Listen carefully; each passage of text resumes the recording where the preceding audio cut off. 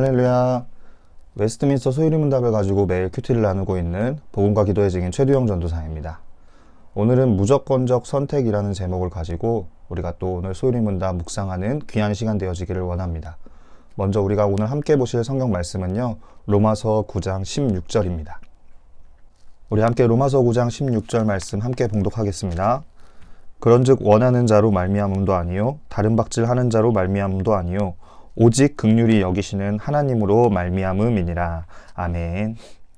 네, 오늘은 웨스트민스터 소유리문답 제20문 하나님께서 모든 인류를 죄와 비참한 처지에서 멸망하게 버려두셨습니까? 하는 질문 앞에 우리가 서는 귀한 시간 되기를 원합니다.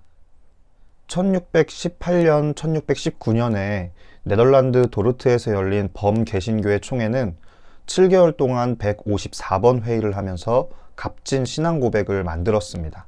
그 내용이 바로 도르트 신조입니다.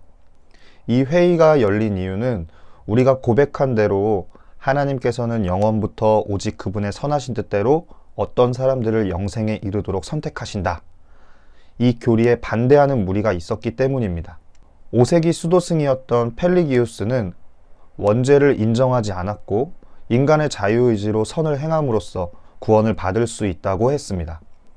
그리고 16에서 17세기 네덜란드에도 이와 비슷한 주장을 하는 이들이 있었습니다. 그들은 코르네르트와 아르미니우스입니다. 그들은 인간에게 원죄가 있기는 하지만 남아있는 본성의 빛으로 구원에 이를 수 있다라고 주장했습니다. 그러나 성경은 그렇게 말하고 있지 않습니다.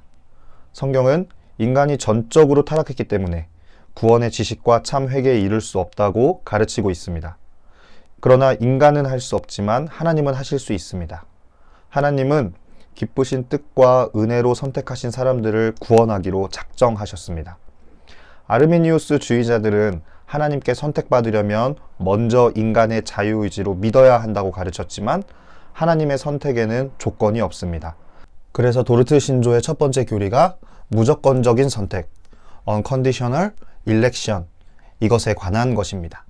네, 오늘 웨스트민스터 소유리문답 제20문 하나님께서 모든 인류를 죄와 비참한 처지에서 멸망하게 버려두셨습니까? 하는 질문에 오늘 묵상을 통해서 우리가 또 결론을 유추할 수 있습니다. 그에 대한 답은 하나님께서는 영원부터 오직 그분의 선하신 뜻대로 어떤 사람들은 영생에 이르도록 선택하셨고 구속자로 말미암아 그들을 죄와 비참한 처지에서 건져내어 구원의 지위에 이르게 하시려고 은혜의 언약을 세우셨습니다. 네, 그러면 오늘 묵상한 내용을 가지고 두 가지 질문 앞에 우리가 또 서는 귀한 시간 가질 텐데요. 첫 번째 질문입니다. 사람은 완전히 타락했으므로 오직 하나님의 은혜로만 구원에 이를 수 있는데 아르미니우스 주의자들은 이 부분을 어떻게 가르치고 있습니까? 16에서 17세기 네덜란드에서 활동을 했던 코르네르트와 아르미니우스, 그리고 이들의 주장을 따르는 자들은 인간에게 원죄가 있기는 하지만 남아있는 본성의 빛으로 말미암아 그들의 자유의지를 사용함으로 먼저 하나님을 믿어야 한다. 그래서 먼저 믿는 자들에게 하나님이 구원을 베풀어 주신다라고 주장했습니다. 그러나 성경이 그렇게 이야기하고 있지 않죠?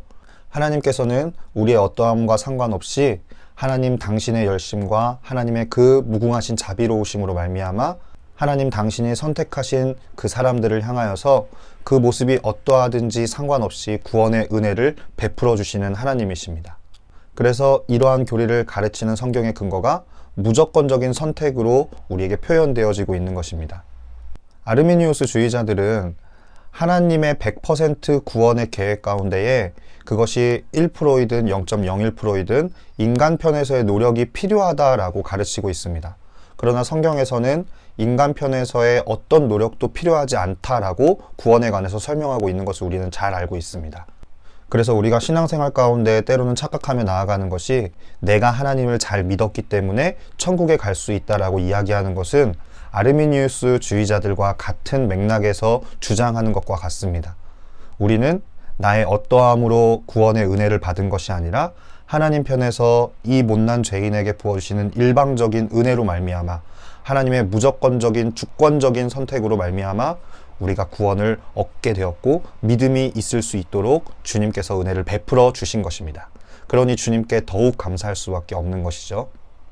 두 번째 질문입니다. 도르트 신조는 이 내용을 어떻게 정리했나요? 도르트 신조에서 첫 번째로 나오는 교리가 무조건적인 선택이라고 저희가 분명히 배웠습니다. 이 교리에서도 마찬가지로 우리가 배운 것처럼 설명하고 있는 것은 인간 편에서의 노력이 아니라 하나님의 일방적인, 하나님의 무조건적인 선택으로 말미암아 구원의 은혜에 이를 수 있다라고 설명하고 있습니다. 그래서 우리가 믿음을 갖기 위해서 내 편에서의 노력이 필요한 것이 아니라 하나님의 은혜와 하나님의 자비를 구하는 겸손하고 가난한 심령이 저와 여러분에게 있어야 할 것입니다.